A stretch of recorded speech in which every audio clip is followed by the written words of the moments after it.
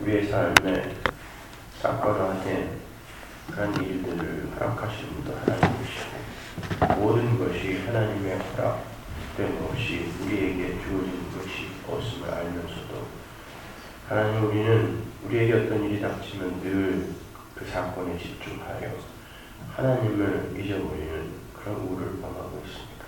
하나님 늘 깨어있게 하옵소서. 그리하여 항상 하나님께 아뢰고 항상 하나님과 연관지어 하나님 백성으로서의 삶으로 그 모든 것들이 수렴이 되고 귀결이 될 수 있도록 아버지 하나님 은혜 베풀어 주옵소서.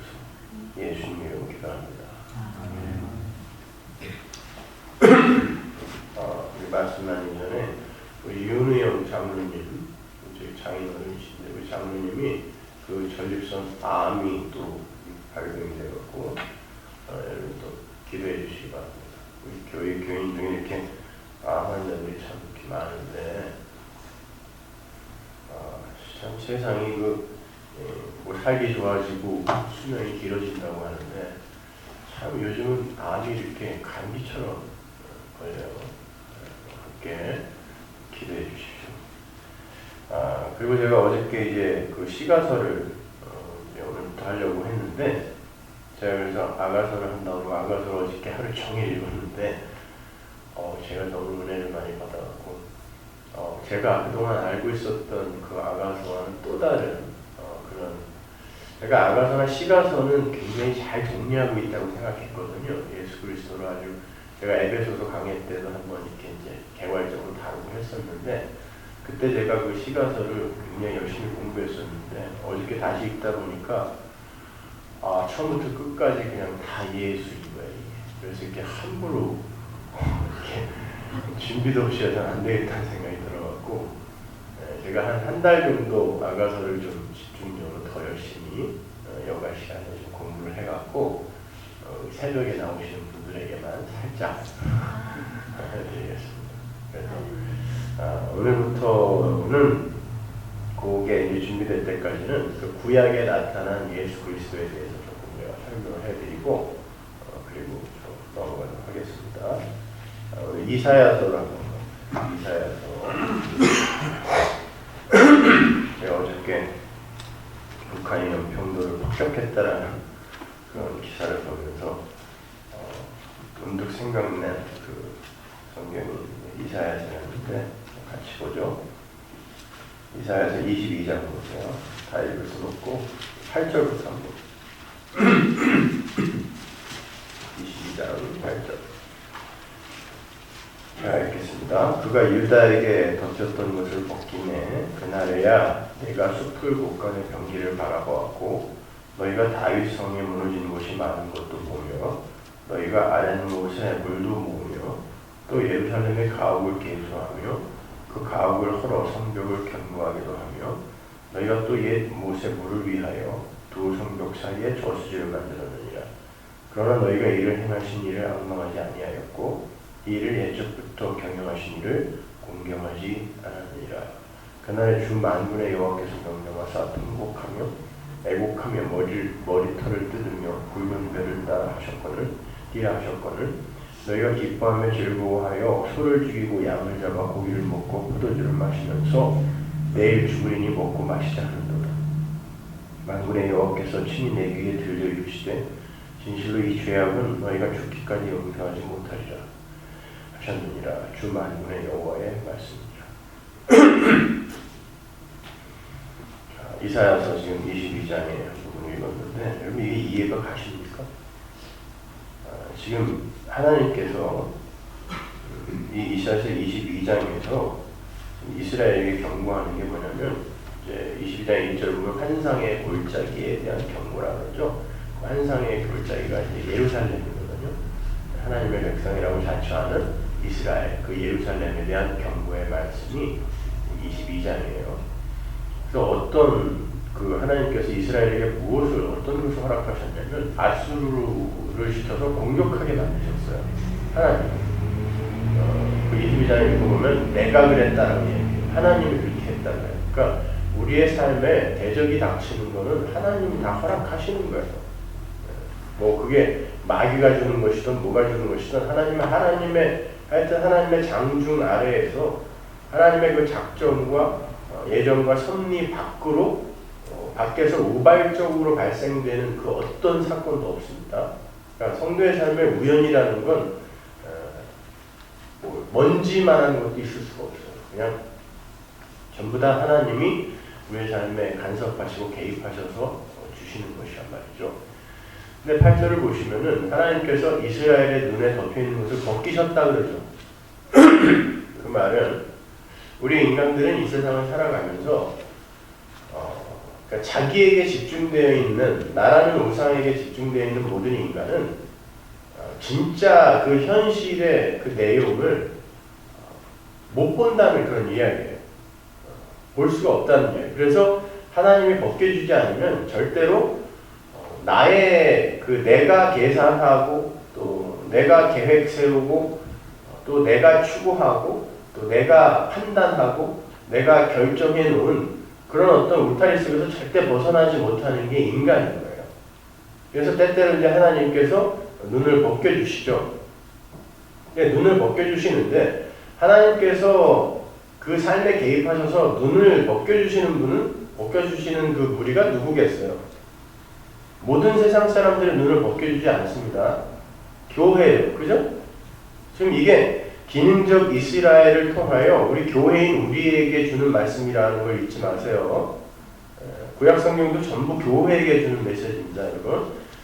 그러니까 지금 이스라엘, 예루살렘에게 내가 경고한다라고 일단 이렇게 시작이 되니까 바로 우리에게 주는 메시지란 말이에요. 예수를 믿는다고 하는 우리에게. 그래서 하나님이 때때로 눈을 열어주는데 눈을 열어서 뭘 보여주시냐면 우리들의 실상에 대해서 이제 알게 해주세요. 하나님이 이스라엘의 눈을 열었더니 이스라엘이 뭘 보냐면 성벽이 헐고 그리고 이 적군이 바로 진 앞에까지 와 있다는 것을 보게 돼요. 그 전까지는 이스라엘이 그냥 자기라는 울타리 안에 갇혀서 평안하다, 야 이렇게 살다가 이렇게 쾌락과 이렇게 뭐 우리가 추구하는 행복과 이런 것들만 추구하면서 살다가 그냥 가면 된다라는 그냥 자기 안에 갇혀서 살다가 하나님이 눈을 싹 열어주니까 그러니까 눈을 여는 방법이 뭐냐면 대적으로부터 공격을 하게 하니까 눈이 열리는 거예요. 아, 내가 지금 어떤 처지에 있는지를 알게 되는 거예요, 이스라엘이. 여러분, 우리가 정신없이 그렇게 나와 내 가족의 행복만을 추구하면서 살다가 우리의 삶에 어떤 사건이 딱 닥쳤을 때 그때 아이고 하고 덜컹 이 심장이 내려앉는 그런 경험들 많이 하시죠? 그거 하나님이 하시는 거란 말입니다. 근데 그럴 때 인간들이 어떤 방법을 쓰게 되는지 거기에 대해서 지금 하나님이 우리에게 경고하시는 거예요. 눈을 딱 떠보니까 울타리가 성벽이 예루살렘 형복이 성벽이 여기저기가 뚫려 있어요. 헐려 있는 거예요.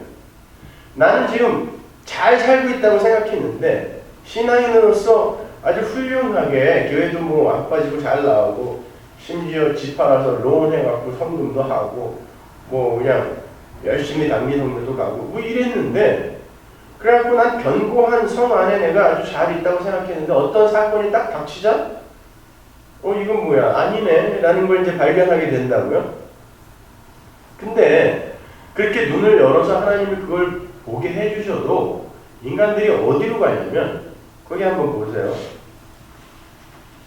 덮였던 것을 벗겼더니 어떻게 됐어요? 그가 숲풀 곳간의 병기를 바라봤다 그러죠. 숲풀 곳간이라는 것은 병기 창고예요. 금방 인간들이 어디로 가냐면 자기들이 쌓아둔 그리고 쓸 수 있는 무기고로 가요.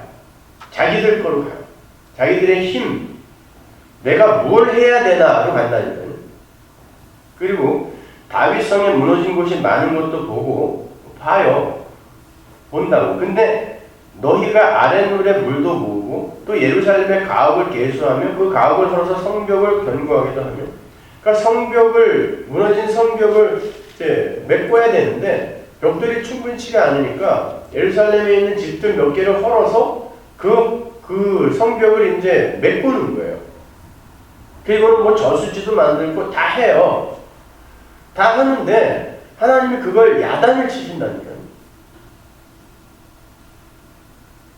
뭐라고 야단 치세요? 나를 바라보라 그랬더니 너희들이 자꾸 너희들의 힘을 쌓아서 기특한 일을 해서 그 위기를 모면하려고 하는구나. 이렇게 야단 치시는 거예요.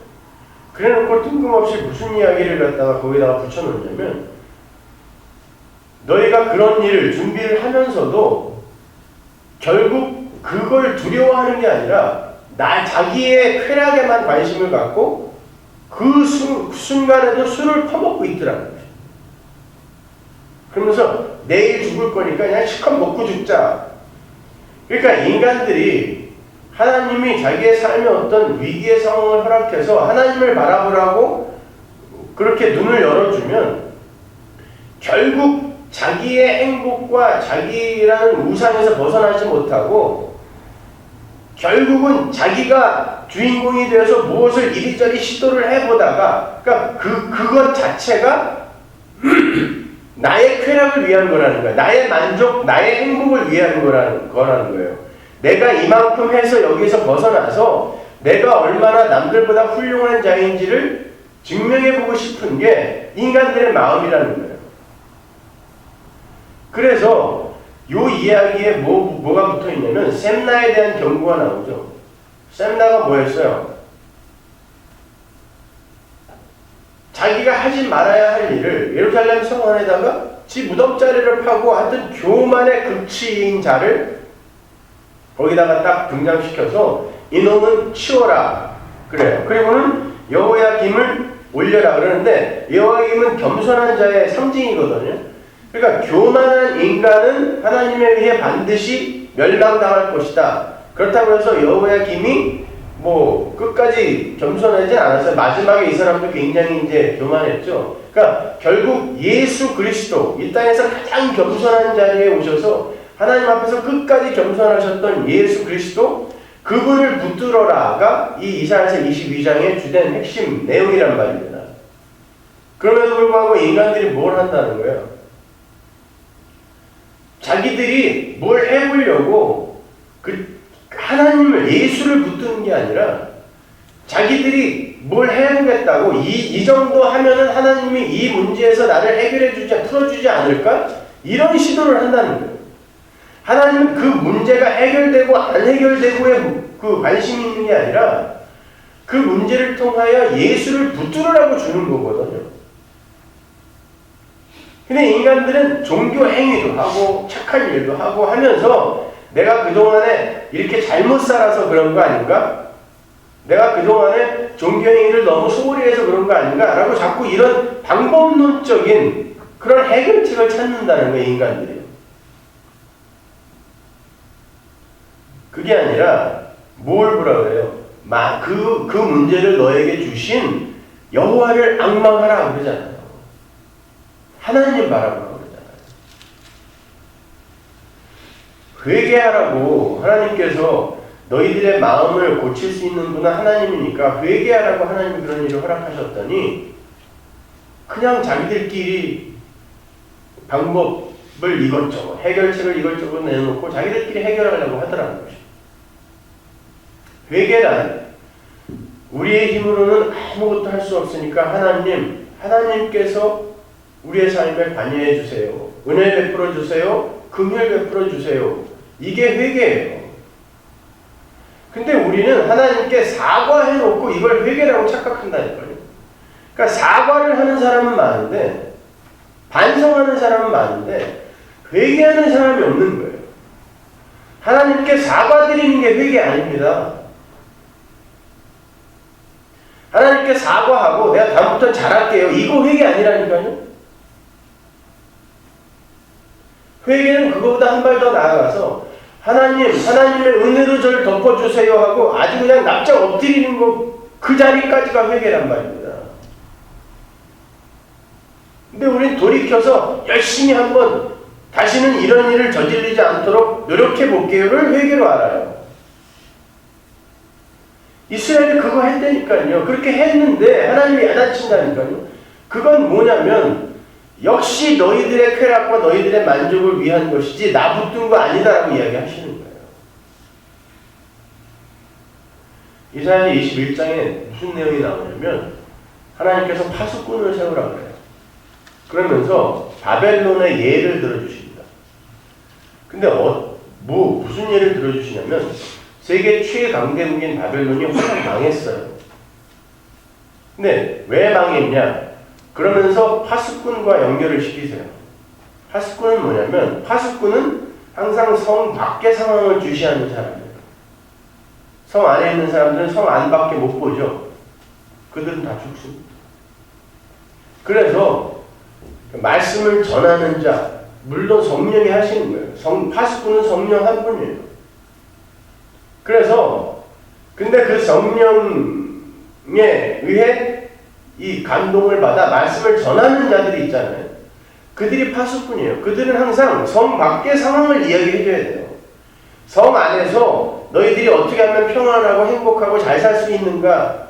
기도 열심히 해, 봉사 열심히 해. 그러면 이 성 안에서 열심히 니들이 원하는 거 이루면서 잘 먹고 잘 살 수 있을 거야. 이거는 파수꾼이 할 거 아니잖아요. 파수꾼은 성 안을 보고 있으면 안 돼요. 그리고 이들의 문제에 해결책을 제시하는 게 파수꾼 아니라니까요. 파수꾼은 항상 모초는 성 밖을 보고 있어야 되는 것입니다. 하나님 나라. 그러니까 그런 파수꾼을 세우라고 이야기를 하시면서 그 파수꾼이 누구였어요? 이사야서 20장에 가보면 이사야가 3년 동안 옷을 홀랑 벗고 돌아다녀야 됩니다. 하나님이 시키셨어요. 개망신 시킨 것입니다. 사람들 앞에서 저 미친놈 아닌가? 이런 소리를 듣게 하셨다니까요. 3년 동안. 왜 그랬을까요? 이스라엘아, 니들의 모습이 바로 이 모습이야를 보여준 거예요. 선악과 따먹고 뻘거벗은 아담의 모습이 바로 너희다를 보여준 게, 그러니까 이사야는 하나님의 백성들에게 그 성 밖의 일, 하나님 나라를 전하도록 부름을 받았는데 그 자신이 지금 그렇게 하나님으로부터 경고를 받아야 할 자의 모습으로 살게 돼요. 그러니까 여러분 교회에서 롤모델 찾으시면 안 돼요. 말씀을 전하는 자는 무슨 소연수영 이렇게 달고서 그냥 지나가기만 하면은 막 그리스도의 향기가 풀풀 나고 이런 거라고 생각하시지만 아니라니까요. 빨개 벗고 돌아다니면서 21장에 가면 또 나중에 겨우 이제 옷 입었더니 요통 때문에 매일매일 매 순간을 아기 낳는 여자처럼 아팠다 그래요. 허리가. 성 밖의 일에 관심 없는 자들의 모습, 나중에 결국을 이 사람이 겪는다니까요. 이사야가. 예레미야 같은 사람 보세요. 맨날 울고 다녔어요. 그러면서 뭐라 그래요 나중에? 내가 더러워서 말씀 안 전한다. 어떻게 말씀을 전하기만 하면 와서 수염을 뽑고 따귀를 때리고 사람들로부터 그런 취급을 받았어요. 그리고 자기 안에도 별 확신도 없어요. 그러니까 나 안 전할 거야 이랬단 말입니다. 근데 하나님이 그때마다 안전하면 안 되는 그런 마음을 주신 거예요. 그러니까 이사야나 예레미야나 자기들이 무슨 대단한 사명감의 말씀을 전한 게 아니라 성령이 그냥 끌고 가시면서 두들겨 패면서 시킨 거예요. 사도 바울 마찬가지예요. 디모데후서에서 뭐라 그래요? 디모데야, 다 도망갔다. 다 도망갔다. 그리고 나는 이렇게 감옥에까지 같이 있다. 이게 뭐냐? 여러분 사도 바울이 얼마나 힘들었으면 제자에게 그런 편지를 썼겠어요. 다 도망갔다. 마지막으로 추워 죽겠으니까 잠만 좀 갖다 다오. 디모데후서 4장입니다. 그런데 성령이 끌고 다니면서 그 약한 자들을 하나님의 도구로 쓰시는 거예요. 그러니까 그들의 삶 속에서는 그들을 끌고 가시는 하나님만 드러나게 되는 거죠. 그러니까 성경의 그 인물들이 왜 마지막에 그렇게 솔로몬도 그렇고 다윗도 그렇고 아브라함도 그렇고 왜 그렇게 참 지질이 못난 이의 모습을 보여주면서 여자들한테 그냥 혹해가지고 우상까지 나중에 또 다 끌어들이고 아브라함은 사라 이후에 100살도 넘은 사람들이 참 무슨 힘이 이렇게 좋아가지고 그냥 첩을 아니 그런 걸 성경이 왜 기록하겠어요? 이 사람들이 뭐가 잘나서 내가 쓴 거 아니라 내가 택한 백성은 그냥 내가 끌고 다니면서 내 힘으로 일시킨 거야. 이거 보여주는 거예요. 그걸, 그 현실을, 그 은혜의 현실을 전해야 되는 게, 삶으로 입으로 전해야 되는 게 파수꾼이에요. 그러면 우리는 어떻게 해야 돼요? 그냥 겸손하게 납작 엎드려서 예수님만 꼭 붙들어야 돼요. 근데 이스라엘이 어떻게 했다고요? 그 이사야 이야기 바로 다음에 자기가 병기 창고에 가고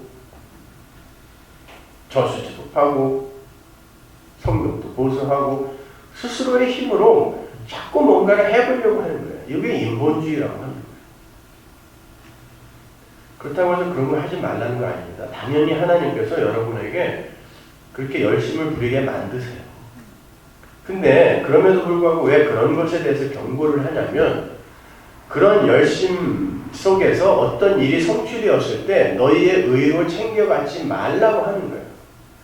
여러분 제가 은혜에 대해서 설교한다고 해서 여러분에게 아무것도 하지 말고 그냥 노세요. 제가 뭐 그냥 사세요. 그러니까 그냥 아무것도 안 해도 되나 보다 자꾸 이렇게들 생각들 하시는데 그 사람들이 성령 받지 못한 사람들이에요.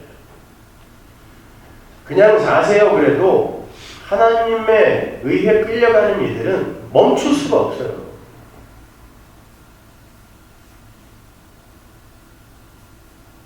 그냥 눈에 보이는 걸 하나님이 그 시키시는 일들이 나에게 이게 아니 안 하면 도저히 견딜 수 없게끔 하나님이 이렇게 만드신데 어떻게 안 해요? 한다니까요. 열심히 누리게 돼 있어요. 그러나 그렇게 해놓고 그것이 내 의가 되어버리면 그 자체로 우리는 죄를 짓는 게 되는 거란 말이에요. 여러분 왜 사도 바울이 성찬에 대해서 이야기하면서 자기의 죄에 대해서 알지 못하고 하나님에 대해서 알지 못하는 자, 복음에 대해서 알지 못하는 자가 성찬을 하면 큰일 난다. 자기 죄를 먹고 마시는 거라 그랬잖아요. 근데 하나님의 은혜 모르고 성찬에 임하는 사람 많습니다. 우리 교회도. 그렇죠? 많아요. 그 성찬해서는 안 될 사람들이 많아요. 근데 무슨 의미로 그런 이야기를 하는 거냐면 뭐 그 떡 하나 집어먹는다고 무슨 그렇게 큰 죄가 되겠어요. 근데 왜 그렇게 경고를 하냐면 하나님의 은혜의 현실을 모르고 내가 어떤 종교 행위를 했다라는 것으로 나는 성도야라고 갖고 있는 그건 도저히 이거는 고쳐질 수가 없는, 그러니까 바리새인처럼 나는 뭘 하고 있으니까 하나님의 백성이야 라는 그 유대주의에 머물러 있는 자이기 때문에 그 사람 큰일 난다라고 이야기하는 거예요. 떡 하나 먹어서 큰일 나는 게 아니라. 그러니까 내가 어떤 종교행위를 하고 어떤 선한 일을 한 것이 근거가 되어 내가 하나님의 사랑을 받는 게 아니라 그 하나님의 은혜가 너무너무나 감사해서 그래서 그냥 내 안에서 이게 터져나오는 그런 것이어야 된단 말이죠. 그럼 거기에서는 자랑이 없어야 된단 말이에요.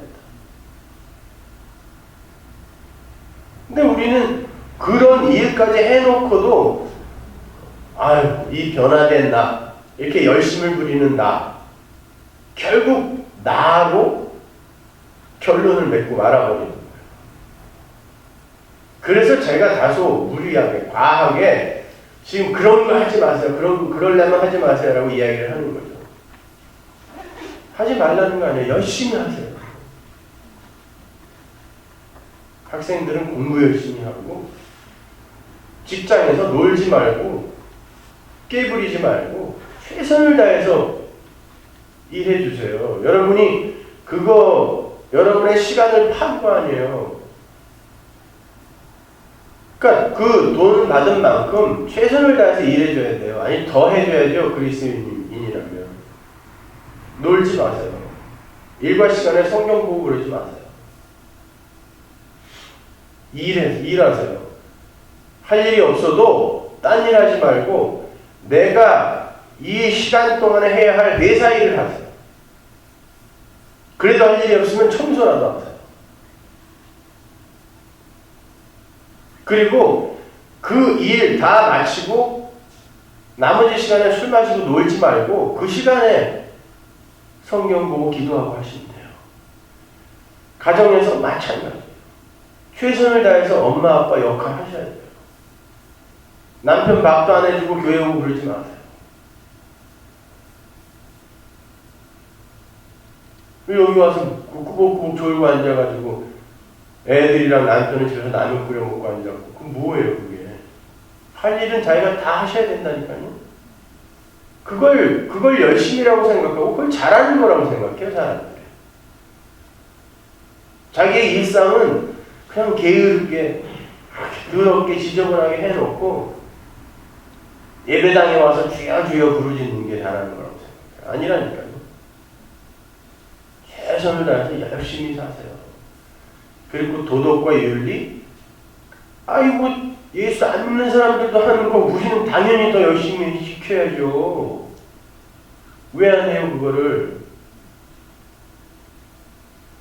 그런데 그런 것을 하면서도 여전히 나에 대해서 만족하고 나만을 칭찬하는 그런 내 모습을 눈을 떠서 바라보라는 거예요. 저는. 하지 말라는 게 아니라.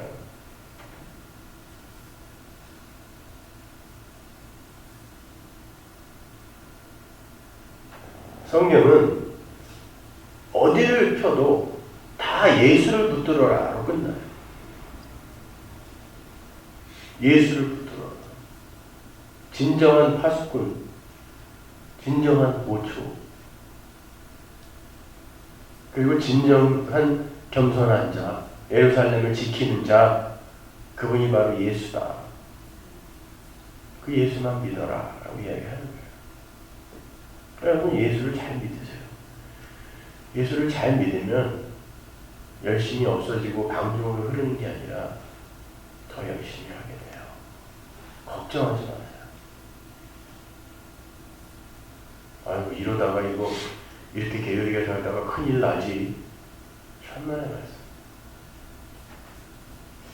그건 그동안 자기 힘으로 했다는 뜻이에요. 그래서 하나님이 자기 힘으로 쌓아올린 벽돌을 싹 무너뜨리고 다시 거기서부터 출발하라고 하는 거예요. 그러니까 거기서부터 쌓아가게 되는 거예요. 게을러진 게 아니라 원래의 자기 모습이 열린 거예요, 나에게. 그러면 그거 인정하고 거기서부터 쌓아 올라가야죠. 근데 아이고 이제 아무것도 안 해도 되겠네. 그놈이 마귀라고. 그리고 또 자기들끼리 싸워 인터넷에서. 제가 이야기하는 게 그렇게 이해하기가 힘들어요, 여러분. 제 설교를 갖고 사람들이 자기들끼리 서로 다르게 이렇게 이해를 해갖고 그 말은 이 말이다. 뭐. 제가 무슨 딴 말 하는 게 있어요. 예수 믿어라. 그 이야기 한마디 했는데 매번 설교가 다 그거잖아요. 자기들끼리 막 인터넷에서 싸우고 나는 오늘부터 김성수를 버리기로 했다는데 지들끼리 막 버리고 뭐 갖고 가고 누가 난 관심도 없는데 참 어저께 가서 그 누가 뭐 얘기를 해줘서 들어가서 보고 참 야 이 사람들 정말 관심 좀 끊어줬으면 하는데 다 틀려요. 양쪽 사람들이 주장하는 것들. 그 얘기한 게 아닌데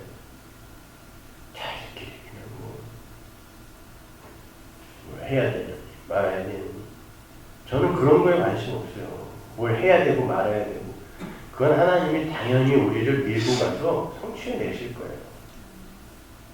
그리고 새 몸 바꿔주셔서 이제 완전히 완성시킬 그런 일들을 무엇은 구별하여 없앨 거고 무엇은 하나님이 온전히 완성시킬 것인가를 우리의 삶에서 이렇게 잘 경험케 하시는 게 우리 인생이니까 뭘 몇 가지 더 하고 덜 하고에는 저는 관심 없거든요. 근데 제가 그런 이야기를 하는 줄 알아요. 뭘 하지 말라. 아니다. 해라. 아니 저는 하지 말라 하라. 거기에서 벗어나라고 이야기하는 거라니까요. 그리고 하나님께서 열심히 우리가 하셨을 때 최선을 다해서 가시고 그리고 또 중간에 그냥 헛발질 디뎌갖고 또 뚝 떨어지잖아요. 뭐 그냥 항상 쉴 수도 없이 가는 사람이 있어요? 없어요. 그때 또 예수 붙들라고. 제가 초창기에는 그냥 열심히 하세요. 그냥 막 두들겨 팬 거고. 당연히 우리가 열심히 해야죠. 평령 받은 자는 그런 열심히 나오게 돼 있는데 엉뚱하게 그냥 뭐 신비주의, 기복주의 이런 데 가서 손 들고 앉아가지고 뭐 이러고 앉아있으니까 제가 경고를 한 거고. 또 그렇게 열심을 부려라 그랬더니 그 열심을 갖고 또 그냥 자기의 의도를 챙겨서 전부 잘난 척들 하고 있길래 그 잘난 척 아니다라고 요즘 또 이제 은혜를 막 설교했더니 뭐 어떻게 하라는 거냐. 뭐 어떻게 예수 믿으라니까. 쓸데없이 나에 집중되어 있던 거 그거 얼른 벗어나서 예수 믿으라고 하는 거예요. 제가 예전에 성경 공부 가르쳤던 아이들이 요즘 한국에 이제 가서 음악하는 아이들, 제가 전도사 때 여기에 와 있던 이제 음악하는 아이들을 모아갖고 연극하는 아이들, 음악하는 아이들 모아서 이제 공연도 하고 일주일에 한 번씩 제가 오픈 스테이지나 공연도 하고 아이들 성경 공부 가르치고 했었거든요. 근데 그 아이들이 여기서 뭐 먹고 살 게 없으니까 한국에 다 나가갖고 각 교회 찬양팀에 들어가 있나 봐요. 근데 뭐 오류교회라고 요즘 막 확 뜨는 교회가 있다네요, 한국에. 근데 이제 순복음 교회예요. 근데 뭐 제가 어설프게 여기서 이제 성경 공부하다가 갔으니까 거기 가서 여러 가지 신비적인 것들을 많이 보니까 애들이 홀랑 넘어가고 저한테 이제 전화도 하고 이메일도 하고 하면서 야, 목사님 진짜 신기한 것들이 많이 일어나고 있다고 해서 교인이 한 2만 명이 넘었대요. 그렇게 갑자기 성장을 해갖고. 그래서 뭐가 그렇게 신기하냐 그랬더니 거기는 뭐 이렇게 예배 시간이 되면 몇만 명이 딱 앉아있는데 기침을 시킨대요. 그래가지고 왜 기침을 시키냐 했더니 기침과 함께 악한 것들이 나간다고. 그래갖고 목사님이 이렇게 방법을 가르쳐주고 앞에서 기침을 하면 그 몇만 명이 앉아서 전부 기침을 한대요. 이렇게. 그럼 이게 뭐가 악한 게 막 나가는 기분이 든대요. 그리고 사람들이요, 그렇게 뭔가 이렇게 진짜 어떤 확신이 들면요, 아픈데도 이렇게 안 아파지고 그래요, 실제로. 근데 여기서 너무 확신 있게 이야기하니까 기침하세요, 그렇게 하세요, 그렇게. 그리고 막 또 보여주니까 애취 막 이러면서 이제 나갔다 막 이러고 여기저기서 일어나서 이러니까 사람들이 막 여기저기서 막 그게 진짜 나갔네, 뭐 아픈 게 낫네 막 이러고 일어나니까 사람들이 꾸역꾸역 모여드는 거예요. 거기다가 그 음악 잘하는 애들 그냥 월급을 60만 원씩 준다 그러더라고요. 뭐 잠깐 가서 노래하는데. 그리고 리더에는 뭐 150만 원씩 준다고. 그런 애들 고용해갖고 여기서 그냥 찬양으로 뭐 그냥 빵빵 때려주지. 그러니까 뭐 이 시스템 같은 거를 이게 빵빵 때리면요, 사람이 여기서 가슴이 울렁울렁 거려요. 그러면은 내가 이 지금 뭔가 이게 어떤 거부할 수 없는 강력한 힘에 의해 압도된 것처럼 느낀다고요. 사람들이 우리 교회에 오면은 야, 참 옛날에 음악했던 목사가 시스템이 이게 뭐냐, 다들 전 교회 사람들이 누구가 그냥 저렇게 쓰고 있냐. 제가 이거 교회에 이사 왔다니까 LA에 있는 그 음향 설비자들 다 찾아왔었거든요. 목사님 새로 이사했으니까 이제 싸게 해줄 테니까 음향을 싹 개비하라고. 찬양팀 끝내주는 찬양팀이 우리끼리 있는 줄 알고 끝내주죠. 예수 잘 믿는 찬양팀이니까. 그런데 저라고 왜 신경 안 써요? 저 다 알아요. 음향이나 이런 데 대해서 진짜 전문가거든요. 그리고 어떻게 하면 사람들이 진짜 어느 시점에서 운다라는 것까지도 아주 정확히 알 수 있어요. 노래하는 사람들 감이 있어요. 어느 시점에서 탁 쳐주는 사람들 울겠다라는 거. 그보다 또 제 목소리 얼마나 더 구성집니까? 그래서 사람 뭐 울리겠다고 생각하면 얼마든지 그냥 감동 줄 수 있죠. 그래서 이제 엑스타시를 경험하게 해준 다음에 이게 은혜입니다 하고 사람들 나가면서 막 후련해지죠. 사람들은 울면은 이게 후련한 마음을 갖고 가거든요. 그건 연극이죠. 쇼잖아요, 쇼. 토정 목사님이 예배인가 쇼인가 이런 책을 썼었는데 그건 뭐하는 거예요? 하나님은 두렵지 않은 거예요. 그래서 일부러 그런 거에 별로 신경 안 쓰는 거예요. 저라고 왜 이런데 저도 이렇게 음향 좋은 곳에서 그러면 소리 안 질러도 되거든요. 제가 왜 소리를 지르냐면 저한테 제 목소리가 잘 안 들려서 그런 거예요. 지금 음향이 형편없어 갖고 저도 그냥 몇천 불짜리 마이크 탁 여기다 놓고 이 멀리서 이야기를 해도 소리가 쑥쑥 들어가게.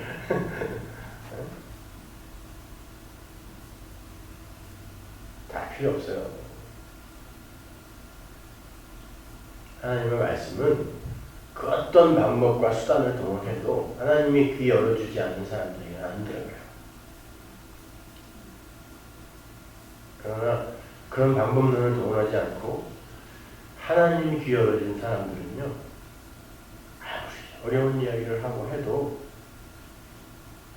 다 알아들어요. 사실 어저께 아가서를 이렇게 읽다가 참 많이 회의를 했는데 자꾸 제가 요즘 여러분들에게 뭔가 이해시켜드리기 위해서 물리학도 동원해다가 자꾸 설명하려고 하고 철학적인 것, 심리학적인 것들을 자꾸 이렇게 동원하면서 이렇게 설명을 하려고 했던 것들이 참 부질없는 것이었다는 생각이 어저께 문득 들더라고요. 그러면서 괜히 시간만 잡아먹었지 이거 아닌데 이렇게 이 비밀에 쌓여있는 이 외설적인 아가서 속에서도 이렇게 예수가 드러나는데 부질없는 그런 접근을 했구나.